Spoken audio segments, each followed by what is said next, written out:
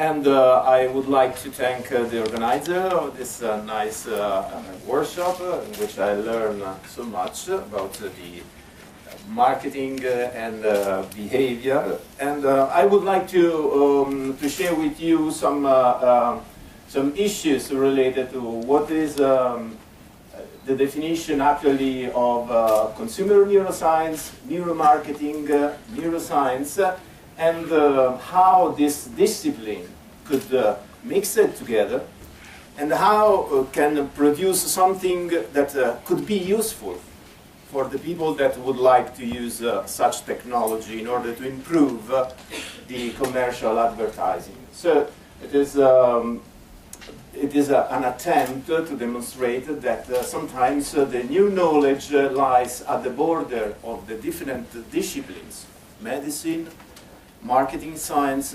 So when these disciplines fuse together, some new technology and new innovation comes out. So at first, I would like you listen here, neuroscience, neuromarketing. I will add another term, which is consumer neuroscience, which is the word that in the scientific world are used to classify different things. So I would like to share with you some common definitions. And neuroscience is the study of the nervous system and its behavior that produce behavior in animals and humans. So it's very large in the scope. It starts from cells right to humans. So it's quite a large issue. And while usually the people that are starting to learn marketing science often use consumer psychology, which is the techniques that attempts to interpret explicit behavior of the person in front of commercial stimuli or purchasing decision. So consumer psychology has gained popularity because it's the intervention of psychology inside the marketing science. And when instruments and methods of neuroimaging arrives, consumer psychology turns also in consumer neuroscience, which means the use of neuroscience concept and device like functional magnetic resonance imaging, all this device you already saw in the previous presentation, to understand consumer behavior and in front of stimuli. So consumer neuroscience is the use of psychology tools together neuroimaging in order to assess relevant behavior for a consumer market and habits. So I will not introduce yet neuromarketing, which is understood from the scientific point of view. This is a representation of a couple of brain illustration in which there are posed relevant areas of the brain which are involved in the decision-making process. I will choose this instead of that. And as well as are involved in the emotional reaction to stimuli. So this more or less this area are involved in emotional reaction and appreciation of every stimuli. In this area are involved in the judgment about stimuli, included marketing stimuli. So this is just some representation of areas that play a role in our decision to purchase or our reaction to commercial spot or other stimuli.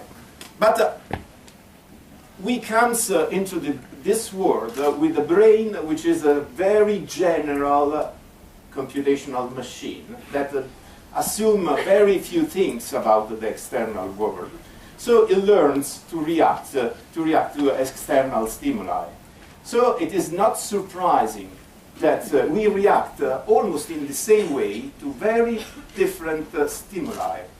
Like for instance, in these images of the brain in which once again there are structures in area implied in the decision-making, appreciation of stimuli, you can see that, for instance, this is an image of the brain seen from above, from some neuroimaging machine, functional magnetic resonance, when the person assumes cocaine, which produce a very burst of pleasure in particular areas of the brain, placed in the very middle of the brain, which is called nucleo accumbens, which is the name, whatever.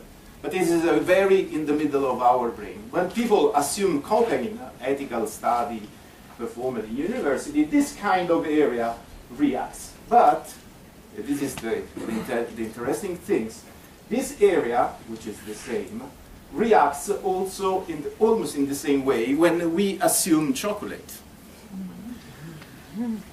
Or when we saw faces of attractive women for the males and attractive males for the women. So our brain reacts in the same way to pleasant, to stimuli perceived as significant for the person. And as well as also sports cars for male in this case. This is the same area.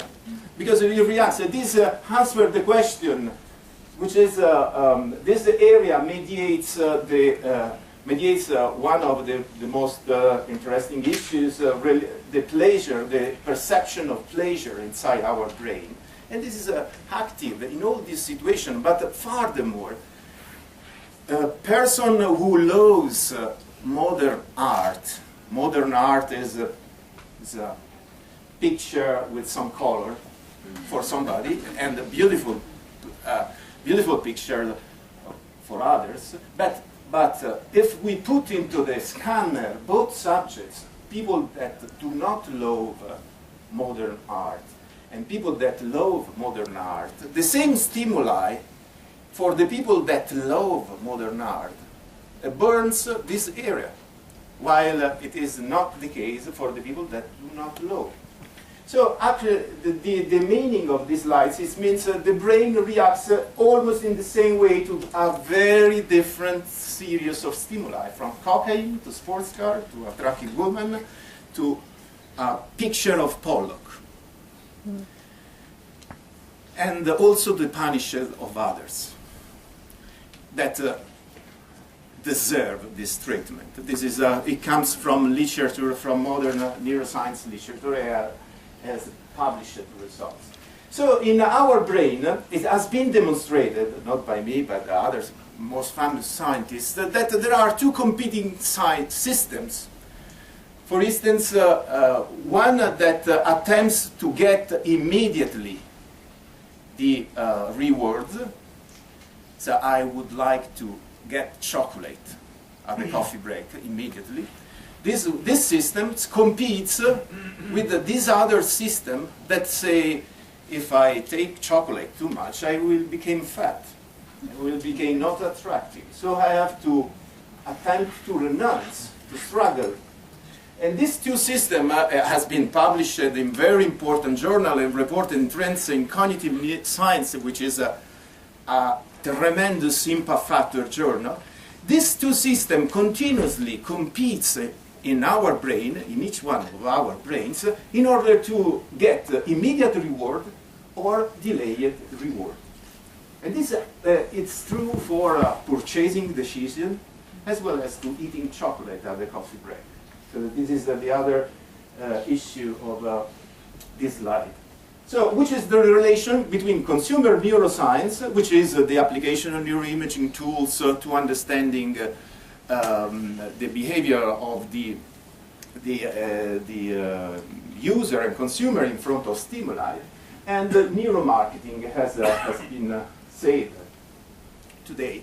Which is neuromarketing, it means to the commercial use of this information that have to be scientific, scientifically based.